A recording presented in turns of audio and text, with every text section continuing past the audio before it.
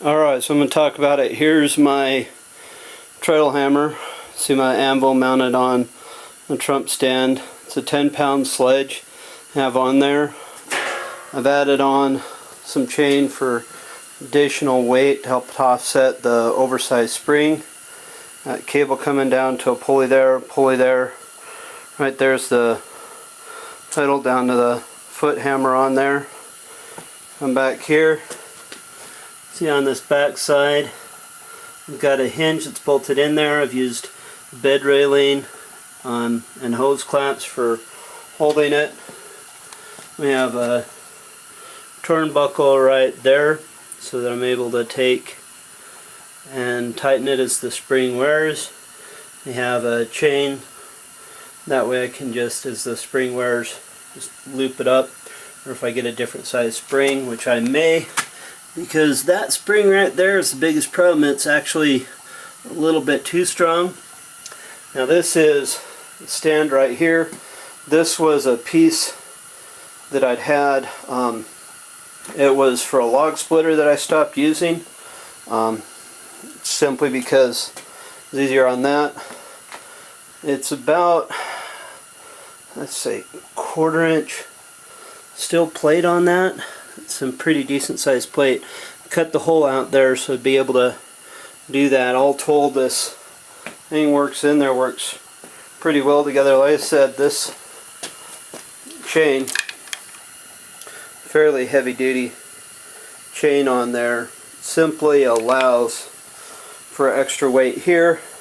The more weight I have up here on this end, the more weight is pulling down here, so it helps to offset it, because I've got my pull down right here, so it just makes it easier. And this is how it goes. So I've got my foot there, hammer comes down like that.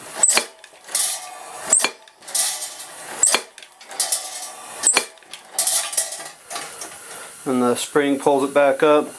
Basic concepts to keep in mind if you're building your own treadle hammer. One, you need something, of course, to hold the hammer and allow it to pivot. Hinges work for it. We'll have to see how long this one holds up. And see, I've got the hinge there.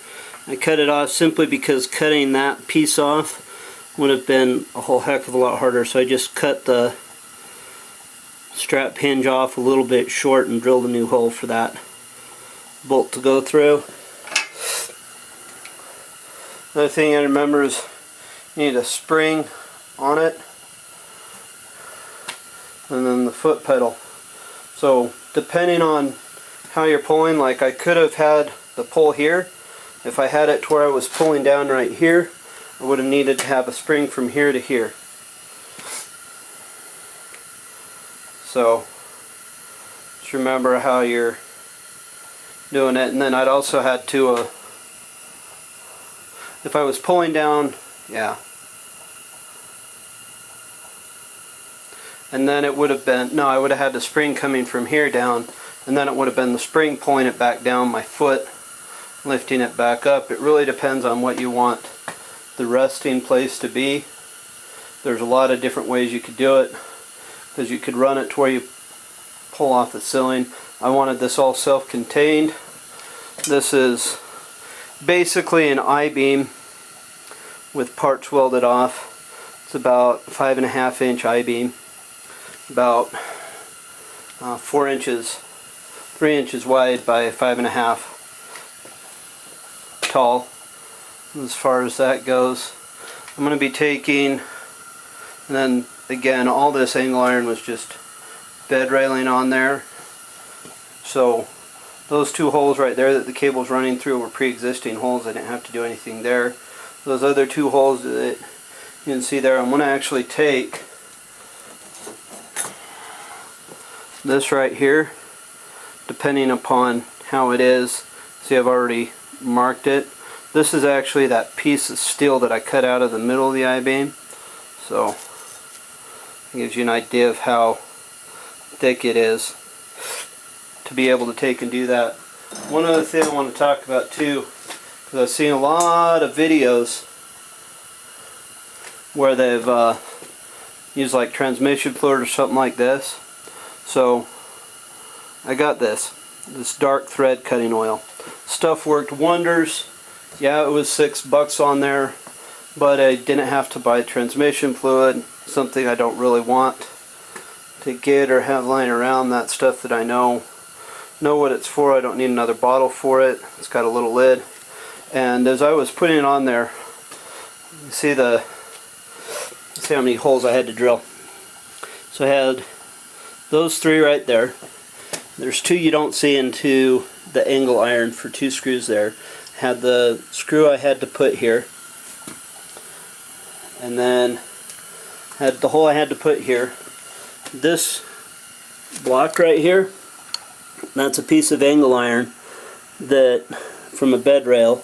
There's the 2 holes, another one there, and used 1 bit to do it all. Didn't have any problems.